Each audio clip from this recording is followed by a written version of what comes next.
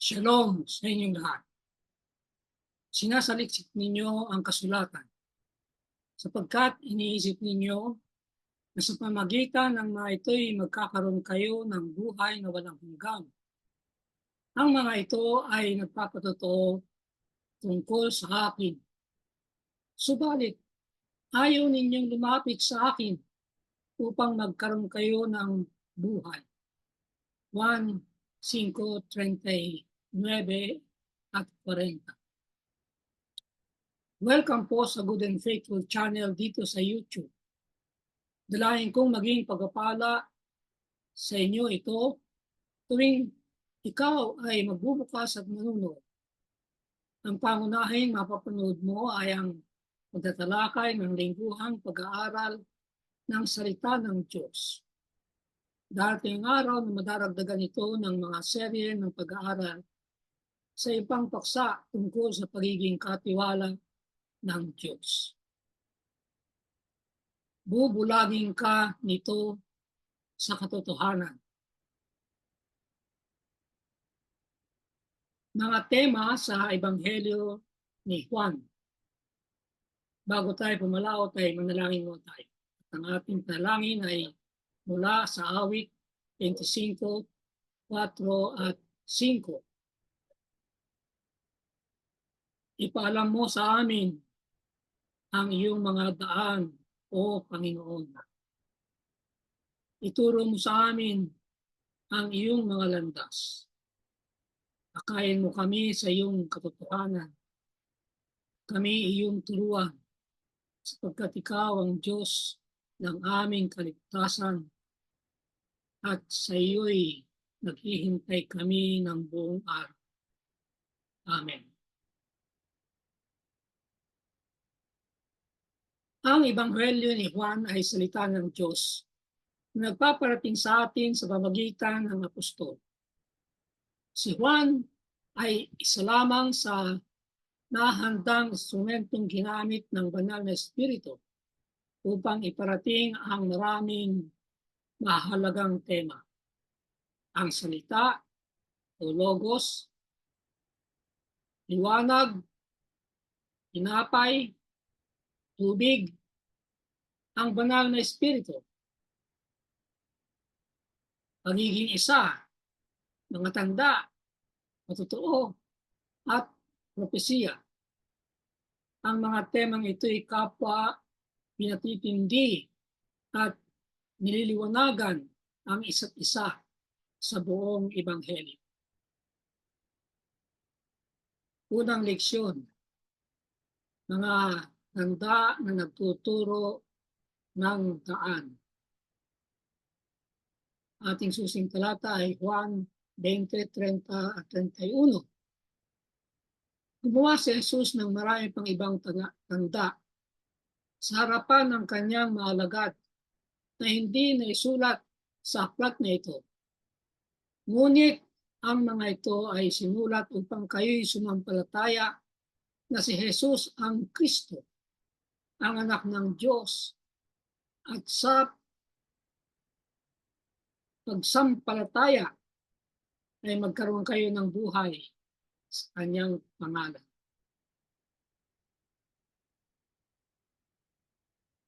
Ngayong linggo, titingnan natin ang ilan sa mga maagang himala ni Jesus. Mula ng kanyang gawing alak ang tubig sa isang kasalan, hanggang sa pagsasauli sa kalusugan ng anak na lalaki na may malubhang karamdaman, hanggang sa pagpapagaling ng lalaki sa paliguan ng Bethesda. Tinatawag ni Juan ang mga himalang ito na mga tanda, isang mahimalang pangyayari na nakaturo sa isang mas malalim na realidad, si Jesus bilang ang Mesyas. Sa lahat ng mga salaysay na ito, nakikita natin ang mga tao na tumugon sa pamagitan ng panampalataya at ang kanilang mga halimbawa ay nag-aanyaya sa atin na gawin din ito. Muli ay tatlong paghahati. Titingnan natin ang una, pangalawa at pangatlong tanda. Doon sa una ay ang kasalan sa Kana. Sa ikalawa ay ang pagpapagaling ng anak ng lalaki ng pinuno ng pamahalaan. At sa ikatlo ay tatlo ang tatalakayin. Yung ikatlong tanda, himala sa paliguan ng Bethesda, matitigas na puso, at pag-aangkin ni Jesus. Unang pagkakahati, yun ang unang tanda, at yan ay ang kasalan sa Kana, 1:2 hanggang 11. Nang ikatlong araw ay nagkaroon ng isang kasalan sa Kana ng Galilea at naroon ang ina ni Jesus. Inanyayahan din si Jesus at ang kanyang alagad sa kasalan. Nang magkulang ang alak, sinabi ng ina ni Jesus sa kanya, wala silang alak. Sinabi sa kanya ni Jesus, babae, anong kinalaman niyon sa akin at sa iyo? Nakatutuwa o nakakabigla sa ating pandinig na ang sagot niya ay babae, nanay niya yun. Parang walang galang sa ating kultura. Ngunit sa kultura ng mga Hudyo ng panahon ng ating Panginoon, ang pagtawag na ito ay isang paggalang. Ang aking oras ay hindi pa dumating. Sinabi ng kanyang ina sa mga lingkod, gawin ninyo ang anumang sabihin niya sa inyo. Doon ay may 6 na tapayang bato para sa kaugaliang paglilinis ng mga Hudyo na naglalaman ang bawat isa ng 2 o 3 bangang tubig. Sinabi sa kanila ni Jesus, punuin niyo ng tubig ang mga tapayan. Kanilang pinuno ang mga ito hanggang labi. Sinabi niya sa kanila, kumuha kayo ngayon at inyong dalhin sa pinuno ng handaan. At kanilang dinala. Nang matikman ng pinuno ng handaan ng tubig na naging alak, ay hindi niya alam kung saan ito nanggaling. Subalit yung mga lingkod na kumuha ng tubig, siyempre alam nila. Tinawag ng pinuno ng handaan ng lalaking bagong kasal at sinabi sa kanya, bawat tao ay unang naghahain ng mataas na uring alak. Pagkatapos ay ang mababang uring alak kapag ka ang mga panauhin ay nakainom na. Subalit hanggang ngayon ay itinabi mo ang mabuting alak.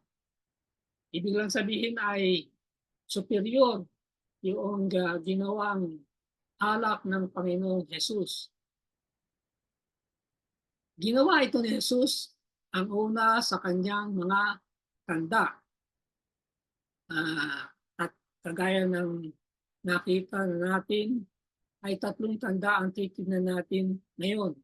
Pero meron pang mga tanda na hindi tatalakayin ngayon.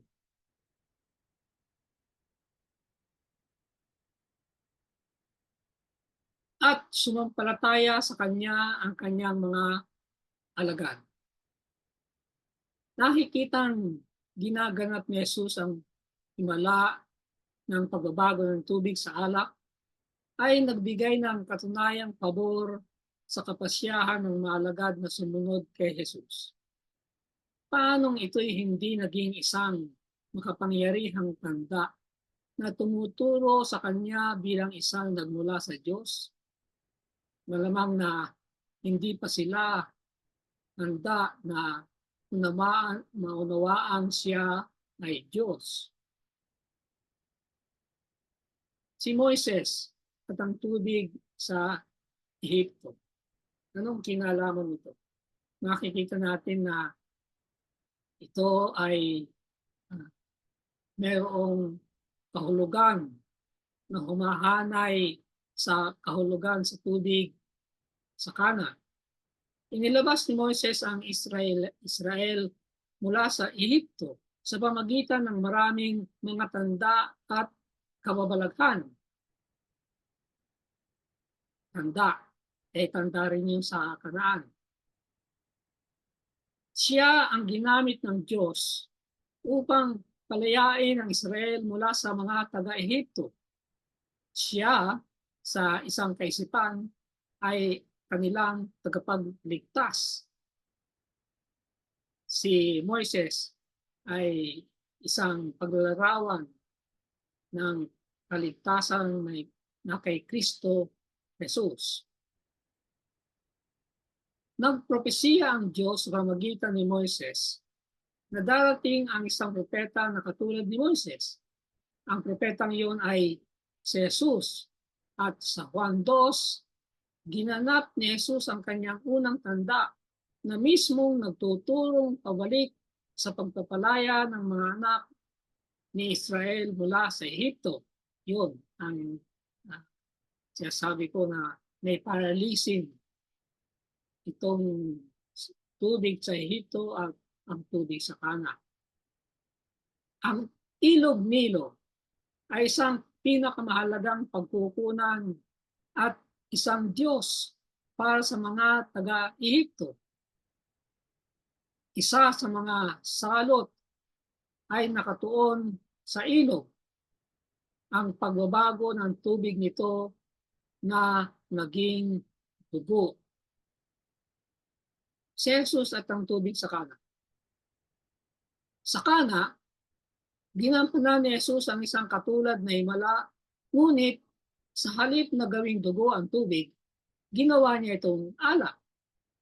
Ang tubig ay nagmula sa anim na tapayan ng tubig na ginagamit sa mga layunin ng paglilinis sa mga ritual ng mga Hudyo na iniuugnay ang himala ng higit pang malapit sa mga tema ng kaligtasan ng Biblia. Sa pagsasalaysay ng pangyayari ng pagbabago ng tubig sa alak at sa gayoy tumutukoy pabalik sa Eksodo, nakaturo si Juan kay Jesus bilang ating tagapagligtas. Gaya nga sinabi kanina, kung paano na si Moises ay naging tagapagligtas ng Israel sa mga taga-Ehipto. Ang terminong Grego ng oinos ay parehong ginamit para sa sariwa at umasim na katas ng ubas. Ang katas na ginawa sa pamagitan ng himala ay walang alkohol. Kaya nga presko, hindi pa fermented, hindi pa nagiging alcohol. Walang duda, ang mga nakakaalam ng nangyari ay namangha sa kung ano ang nangyari. Kasi sila naglagay ng tubig. Ngunit nang kumuha sila at dinala roon sa pinuno ng kasalan, ay anak na. Hindi sinasabi naman sa kwento kung mayroong ginawa ang Panginoong Hesus, kung siya'y nanalangin, kung sinabi niya na maging alak, wala. Walang ganun sa kwento. Basta sabi na punuin ninyo. Nung mapuno na, o sige, kumuha kayo at daling niyo rin sa namamahala. Yun lang. Pangalawang pagkakahati. Ang pangalawang tanda. At ito ay ang pagpapagaling sa anak na lalaki ng pinuno ng pamahalaan. 1:4:46 hanggang 54. Pagkatapos ay pumunta siya muli sa Kana ng Galilea, na dooy kanyang ginawang alak ang tubig. At sa Capernaum ay naroon ang isang pinuno ng pamahalaan na ang anak na lalaki ay may sakit. Nang mabalitaan niya na si Jesus ay dumating sa Galilea mula sa Judea, pumunta siya roon at nakiusap sa kanya na siya'y pumunta at pagalingin ang kanyang anak na lalaki sapagkat siya'y malapit nang mamatay. Kaya't sinabi sa kanya ni Jesus, malibang makakita kayo ng mga tanda at mga kababalaghan, ay hindi kayo mananampalataya. Sinabi ng pinuno sa kanya, Ginoo, pumunta ka na bago mamatay ang aking anak.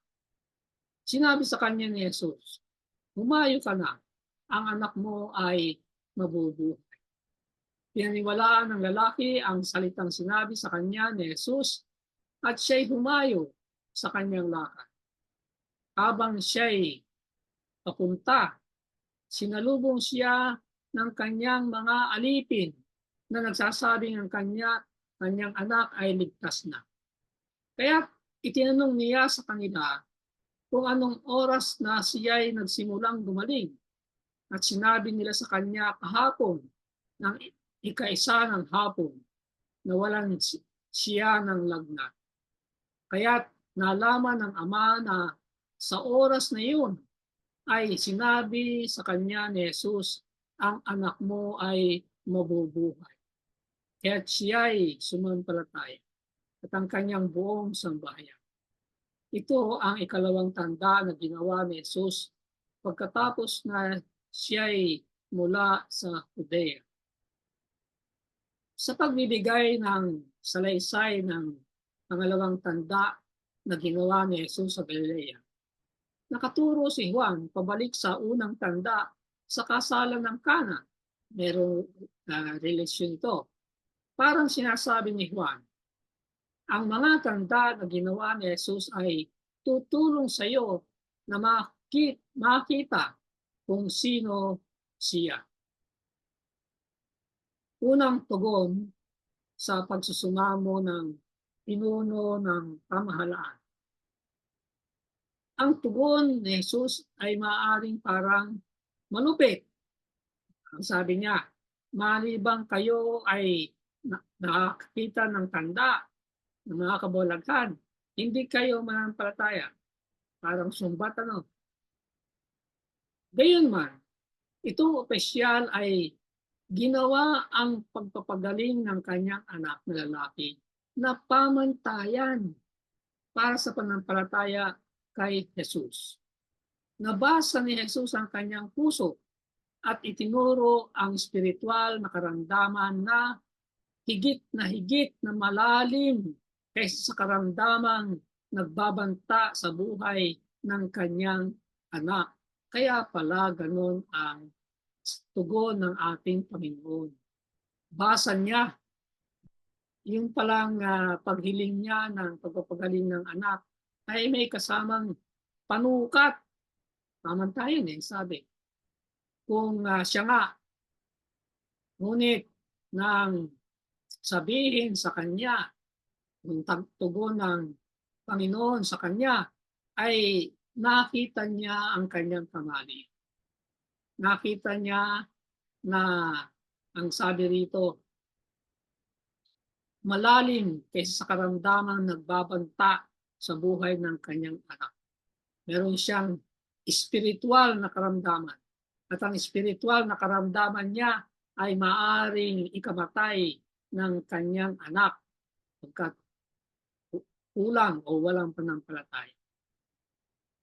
Kaya nga, tulad ng isang kidlat mula sa isang asul na langit, biglang nakilala ng lalaki na ang kanyang espiritual na karalitaan ay maaaring kabayaran ng buhay ng kanyang anak. Kaya ano ang bunga ng kanyang pagkakatanto sa tugon ng Panginoon? Ang pinuno sa kanyang pagkahapis ay inilaga ang kanyang sarili sa awa ni Jesus. Nakikiusap sa kanya na pagalingin ang kanyang anak na lalaki. Ang pangdiwang mabubuhay will live. Sa Grego ay talagang nasa pangkasalukuyang pamanahon, present tense. Ang paggamit nito ay tinatawag na panghinaharap na pangkasalukuyan. na ang ibig sabihin nito ay kung saan ang hinaharap na pangyayari ay sinasalita na may gayong katiyakan na paraang nangyayari na. Future nga, gagaling, will live, mabubuhay, future yun. Pero, tiyak na mangyayari yun.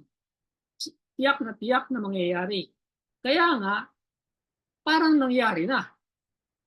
Parang nangyari.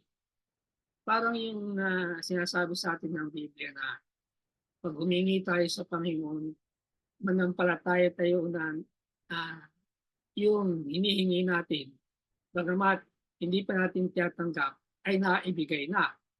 Yan yung futuristic present.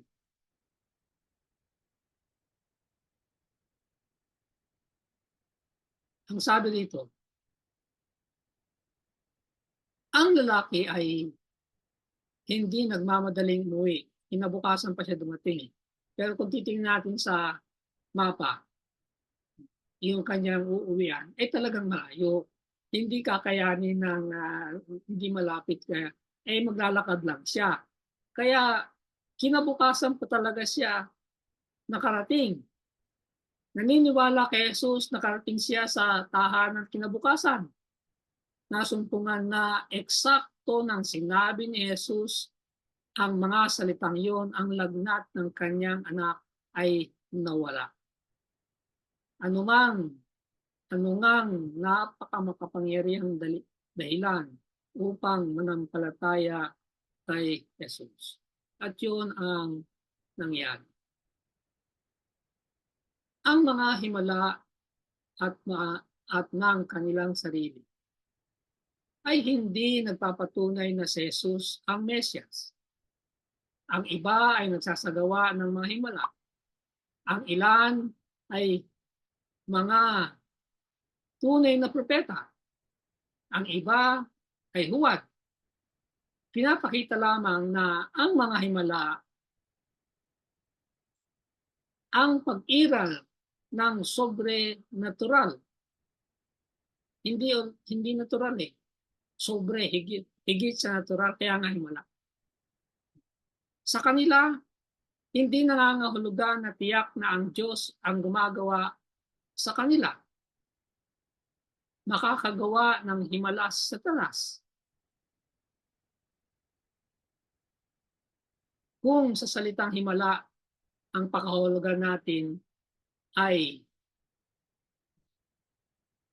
mga gawang sobrenatural.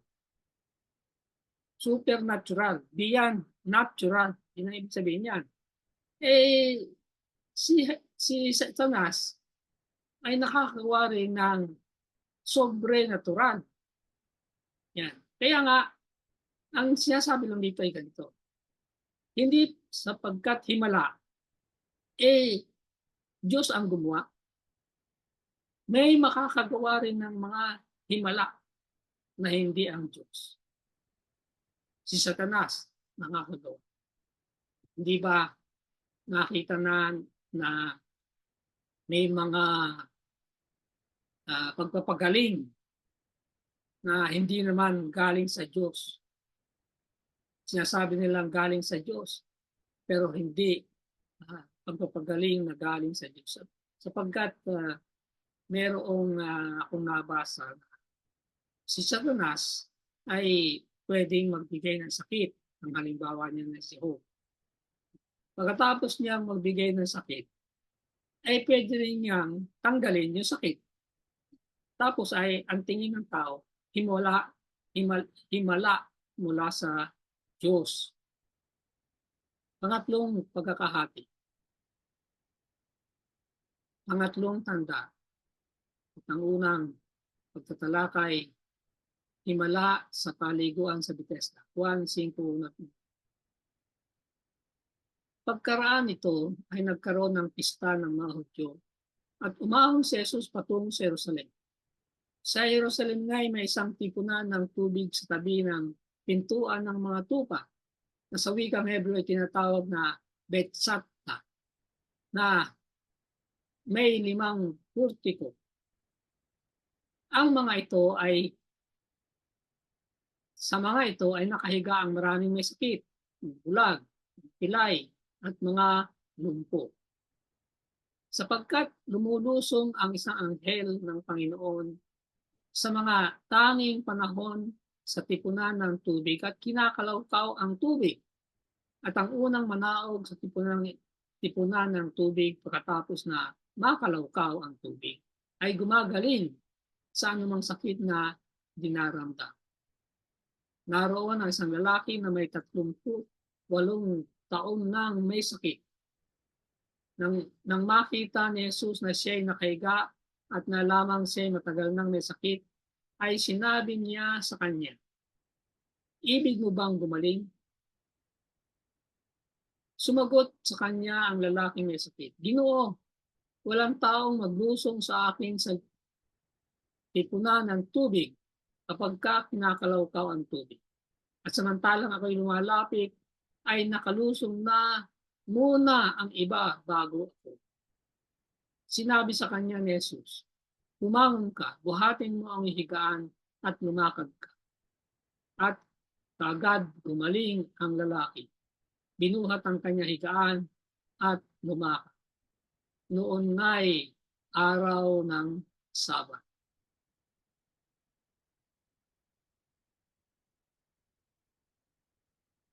Ang naghihintay na karamihan. Pinaniniwalaan na isang anghel ang nagpapagalaw sa tubig at ang unang may karamdaman na makalusong sa tubig ay gagaling. Bilang bunga, ang mga purtiko na ipunan ng tubig ay nagsisiksikan ng mga umaasang mapapagaling sa susunod na pangyayari. Ano ba ito? Talaga bang may isang anghel? O sinasabi lang ng talata ang paniniwala ng mga tao?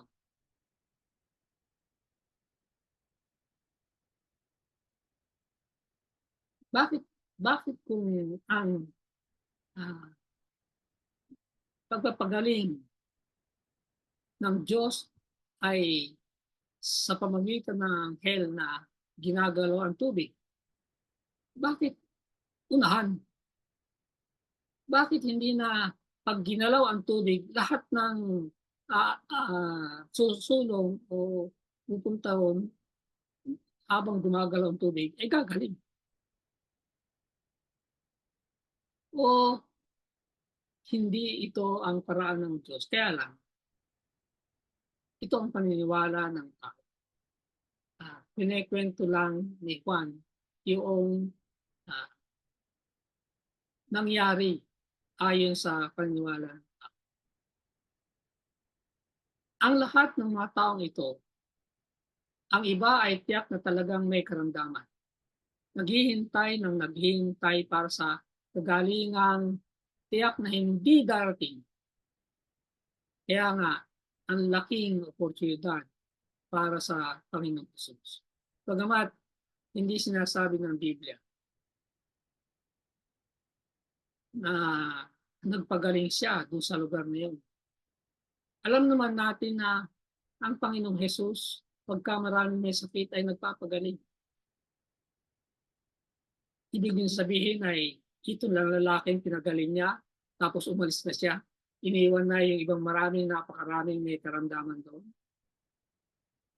Hindi yan natural sa mga tala ng Biblia na sinasabi na, hindi ba, yung nakaraang leksyon natin ay sinabi na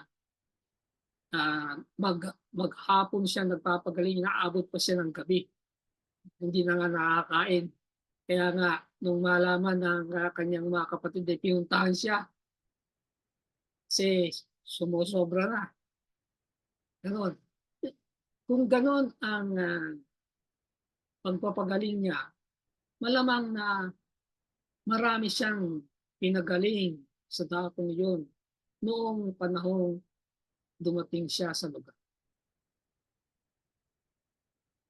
Ang maling lugar para sa pagpapagaling.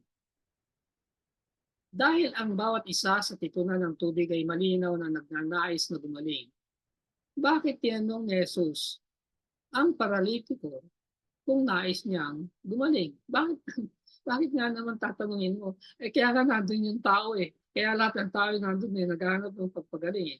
Bakit tatanungin niya? Parang uh, wala sa tama ang tanong. Pero may dahilan yan.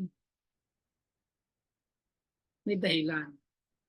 At yan ang madalas na ginagawa ng Panginoon para mai-express ng tao ang kanyang pagnanais at masundan ang pagnanais niyan ng pananampalataya. Nagpapahiwatig ang lalaki sa kanyang sagot na nais niyang gumaling. Sabi niya, parang siya sabi niya na, opo, gusto kong gumaling, kaya lang walang tumutulong sa akin. Yun. Ang problema ay, naghahanap siya nito sa maling lugar. Samantalang ang isa na lumikha ng binti ng tao ay nakatayo sa harapan niya mismo. Kaunti lang ang alam ng lalaki kung sino ang nagsasalita sa kanya. Bagamat pagkatapos ng pagpapagaling, maaari siyang nagsimulang maunawaan na si Jesus ay tunay ngang isang nakatangi-tangi.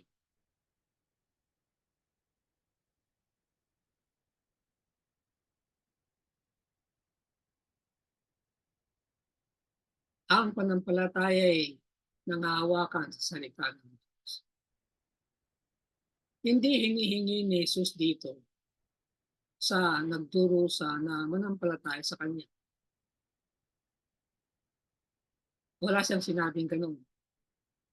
Nung na manampalataya ka sa sasabi ko, okay, nananampalataya ka ba na mapapagaling kita? Wala yun.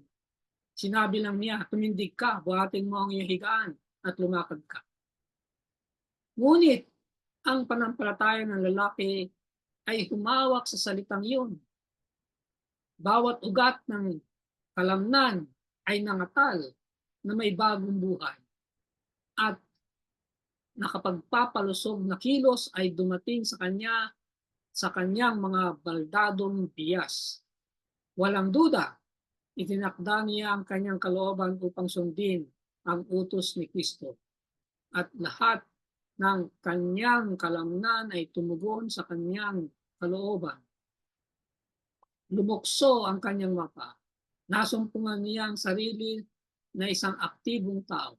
Hindi siya binigyan ni Jesus ng katiyakan ng banal na tulong. Ang lalaki ay maaring tumigil sa pag-alinlangan at nawala ang tanging pagkakataon na gumaling. Ngunit nanampalataya siya sa salita ni Kristo at sa pagkilos nito, tumanggap siya ng kalakasan. Dito ay isang napakagandang ilustrasyon na sinasabi sa aklat ng Santiago na ang panampalatayang walang gawa ay patay. Kinakailangan ang nananampalataya ay sumusunod, kumikilos. Gayon din sa lahat ng ibang kalakasan kailangan natin sa buhay. Lalo na sa paglilingkod, kalakasang mental, emosyonal, at spiritual. Napakaganda talaga ng sinabi. But he believed Christ's word, and in acting upon it, he received strength. Pangalawang pagtatalakay, matitigas na puso. 1:5 hanggang 16. Kaya sinabi ng mga Hudyo sa taong pinagaling, ngayong araw ng Sabat, at hindi pinapahintulot na buhatin mo ang iyong higaan. Ngunit siya'y sinagot niya, ang nagpagaling sa akin ang siyang nagsabi sa akin, buhatin mo ang iyong higaan at lumakad ka. Siya'y kanilang tinanong, sino ang taong nagsabi sa iyo? Buhatin mo ang iyong higaan at lumakad ka. Ngunit hindi nakilala ng taong pinagaling kung sino yon, sapagkat si Jesus ay umalis na sa maraming tao na naroon. Daming tao at matagal na siyang may sakit. Matagal siya, nandun lang siya. Kaya marahil, hindi niya naririnig ang mga pagpapagaling ng Panginoon Jesus. Wala siyang nababalita. Kaya nga, hindi niya alam. Hindi pa niya nakikita ang Panginoon Jesus. Kaya nung kausapin siya, hindi niya alam na si Jesus yun. Kaya yun ang kanyang sagot. Pagkatapos, ay natagpuan siya ni Jesus sa templo. At sinabi sa kanya, tignan mo, ikaw ay gumaling na. Huwag ka nang magkasala. Baka may mangyari pa sa iyo na lalong masama. Umalis ang lalaki at ibinalita sa mga Hudyo na si Jesus ang nagpagaling sa kanya. Saka lang niya nakilala na, ito pa rin nagpagaling sa akin. Kaya, sinagot na niya yung tanong sa kanya, bumalik siya. Dahil dito'y inusig ng mga Hudyo si Jesus sapagkat ginawa niya ang mga bagay nito sa araw ng Sabat. Ang mga tanda, tahanga-hanga, mga himala, sa at ng kanilang sarili ay hindi nagpapatuloy na ito'y sa Diyos. Nakita natin kanina. Ngunit, sa kabilang dako, kung mga ito'y sa Diyos, isang mapanganib na bagay na tanggihan ito. Bagamat hindi lahat ng mga himala ay galing sa Diyos. Kung malinaw naman na ito'y galing sa Diyos, kinakailangan ito ay tanggapin, mapanganib kapag hindi. Mga issue sa pagpapagaling sa Sabat. Ang pagpapagaling sa Sabat ay pinahihintulutan lamang sa isang emerhensiya. So, may mga pagpapagaling sa Sabat na ng panahon na yun ay tiyatanggap din. Kaya lang nga, ay kung emergency. Ang lalaki ito'y baldado sa loob ng 38 taon katagal na. Kaya ang pagpapagaling sa kanya ay hindi isang emergency. At pagkatapos din, ano ang pangangailangan na buhatin ang kanyang higaan? May mag-iisip na ang isa na may kapangyarihan mula sa Diyos na gumawa ng gayong himala ay alam kung pinahihintulutan na magdala ng banig pauwi sa bahay sa araw ng Sabat. Eh ano gagawin mo? Pinagaling ka. At sabi sa kanya ay dalhin mo yung higaan. Sabi mo niya ay bawal magbuhat kaya iwanan ko na lang ito dito. Buong linaw na sinisikap ni Jesus na dalhin sila sa mas malalim na katotohanan ng Biblia lampas sa mga tuntunin at palakad na ginagawa ng tao na sa ilang pagkakataon ay pinipigilan ang tunay na pananampalataya. Mga rules and regulation ng tao yan. Hindi galing sa Diyos.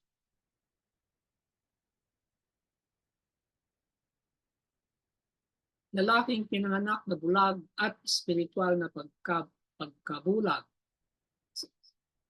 Ang binabanggit dito ay sa Juan 9 hanggang 1 hanggang 16 na ang kwento ay isang lalaking pinanganak na bulag at pinagaling sa araw din ng Sabat.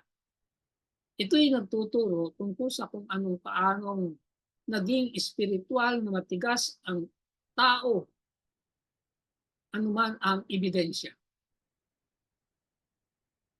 Paano maaring talagang bulag itong mga leader ng relihiyon? Malamang na ang sagot ay ito'y dahil sa sarili nilang tiwaling mga puso. Kanilang maling paniniwala na ang Mesyas ay ililigtas sila mula sa Roma ngayon. At ang kanilang pag-ibig sa kapangyarihan at kakulangan ng pagpasakop sa Diyos. Lahat ng ito'y tumutulong sa kanila upang tanggihan ang katotohanan na nakatindig sa harapan nila. Ano yung mga tumutulong para sila ay maging bulag, hindi makita, hindi makakita? Merong apat na binabanggit dito. Ang unang-una ay tiwaling puso. Sabi yan. Kurap heart, tiwaling puso. Ang susunod ay ang kanilang yung kanilang paniniwala, maling paniniwala tungkol sa gawin ng Mesyas. Ililigtas sila mula sa Roma. Ang ikatlo ay ang pag-ibig sa kapangyarihan. At ang ikaapat ay kakulangan ng pagpapasakop sa Diyos. Kaingatan natin na meron tayong mga ganito sa ating buhay sapagkat ito ang bubulag sa atin sa spiritual na bagay. Pangatlong pagtatalakay. Pag-angking ni Jesus 1:5-16-18. Dahil dito inusig ng mga Hudyo si Jesus sapagkat ginagawa niya ang mga bagay na ito sa araw ng Sabat. Subalit sinagot sila ni Jesus, hanggang ngayon patuloy na sa paggawa ang aking Ama at ako'y patuloy rin sa paggawa. Dahil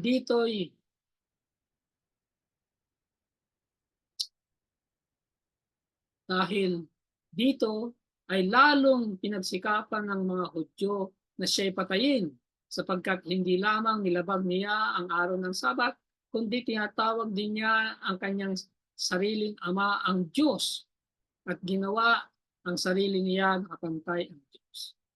So tingnan natin kung paano pinaliwanag ni Jesus ang kanyang pagpapagaling sa Sabat. Nangangatwiran si Jesus na ang kanyang magawa sa Sabat ay kasang-ayon sa kanyang relasyon sa kanyang ama. Hindi tumitigil ang Diyos na tustusan ang sansinukob sa araw ng Sabat. Ang mga pangangailangan ng tao sa araw ng Sabat ay patuloy niyang binibigay. Gumagawa siya sa araw ng Sabat. Yun ang kanyang katwiran. Dahil dito, ang gawa ni Jesus sa Sabat ay bahagi ng kanyang pag-aangkin sa pagka-Diyos. Inusig siya ng mga lider ng relihiyon base sa inaakalang paglabag sa Sabat at sa pag-angkin ng kapantay sa Diyos. So, dalawang issue. Ipinagtanggol ni Jesus ang kanyang mga kilos. Una, nagpaliwanag siya na malapit niyang relasyon sa Ama, talatang 19-30. Nagpapahiwatig si Jesus na siya at ang kanyang ama ay kumikilos na nagkakaisa sa punto na si Jesus ay may kapangyarihang kapareho upang humatol at bumuhay ng mga patay. Talatang 25-30. Kalawa, tumatawag si Jesus ng apat na mga saksi sa kanyang pagtatanggol. Si Juan ang tagapagbautismo, ang mga himala na ginawa ni Jesus, ang Ama at ang mga kasulatan. So, apat yun. Bawat isa sa mga saksing ito ay nagpapatotoo pabor kay Jesus. Katlo, nagtatakda siya sa harapan ng kanyang mga nag-aakusa ng sarili nilang kahatulan na naghahayag ng kaibahan sa pagitan ng kanyang ministeryo at ng kanilang pagkamakasarili. Ang kanilang kahatulan ay manggagaling kay Moses na kung kanino nila nilalagay ang kanilang mga pag-asa. Paanong maaari tayong mag-ingat na hindi mahulog sa bitag ng paniniwala sa Diyos kahit mayroong tamang doktrina, ngunit hindi lubos na nagpapasako kay Kristo? Ang susing salita sa siping ito ay lubos. na pagpupasa.